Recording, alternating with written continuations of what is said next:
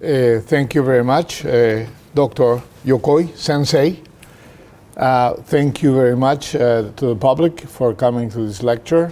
Thank you very much to Dr. Miyake, that he was behind me a minute ago, for having invited me to come to Japan, specifically Kyoto. I was also in Tokyo a few days ago, teaching a course and giving a talk at a symposium invited by Professor Iwata.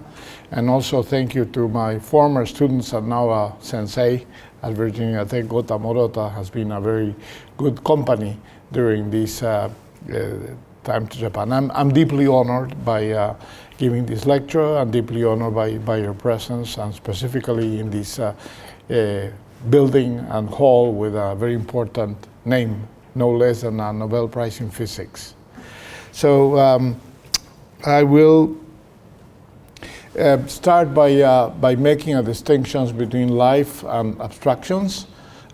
This photo is of a very famous painter called Pablo Picasso.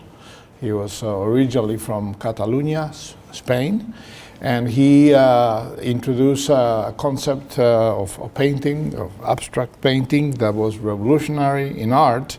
So this photo of Picasso became a self-portrait, and that's an important thing because it relates to many of the things that I've been telling you about the history of statistical methods in animal breeding and quantitative genetics, because they're mostly abstractions. So in agricultural sciences and also in medical sciences, we deal with traits that we call them complex. That is life. What is the reason for that?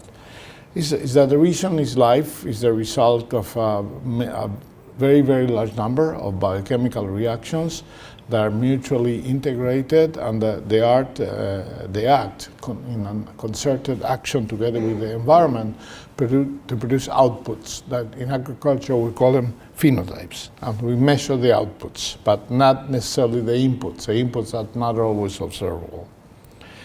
So in genetics, there is a concept that is that of interaction between genes, and that is life. But we normally use abstractions. But let me elaborate what do I mean by life versus abstractions. This is a very well-known cycle in biochemistry. It's perhaps one of the first cycles that you learn. It's called the Krebs cycle, the cycle of the tricarboxylic acids. And this is a cycle in which there are 12 enzymes that intervene, which are marked with an arrow. And if you remember, there's an old paradigm in genetics, one gene, one enzyme. So that implies that this cycle is controlled by 12 genes acting together, at least, maybe less, maybe more. So the abstraction that we normally make is that every time that we change a genotype at each of these genes that call for the enzymes, you add or subtract something to the output of the cycle, but that's not true. It suffices to do a knockout of any of those 12 enzymes and the cycle that stop. That's an indication that it's interaction. So life doesn't add necessarily act by adding or subtracting from something, but rather it fundamentally based on the notion of interaction. So it must also be that the way that genes relate to phenotypes or gene products relate to phenotypes must follow some sort of nonlinear logic. And the reason is because enzyme kinetics is controlled by a nonlinear logic. We normally talk about the Michaelis-Menten theory, where the reaction rate, the speed at which a chemical reaction, biochemical reaction takes place, it depends on the concentrate. When the substrate concentration increases, the enzyme has to act faster, but it cannot increase its speed in an indefinite manner. So there is some sort of nonlinearity that is controlling the production of outputs from biochemical cycles. So because of this reason, and largely because even in spite of the revolution of molecular genetics, we still know very little about the genetics of complex traits. We tend to believe that there are many hundreds, if not thousands, of genes acting together.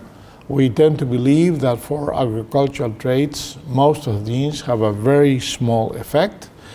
And therefore we try to come up with some sort of a mathematical description of the process. So for instance, I hope I still know how to use these. The pointer is in the middle. We observe something, we postulate that there is some mathematical function that this depends on genetic variables and environmental functions. And if you think for a second, there is an infinite number of possibilities that I could come up for the form of a function. For example, here there are 5 of them, and we use actually the simplest one, which are linear representations of processes. For instance, here we could say that phenotype is a sum of genetic and environmental variables that may be independent and non-interacting. Whereas here, we could postulate that there is a joint effect of genotypes and environment that in animal and plant breeding is called genotype by environment interaction.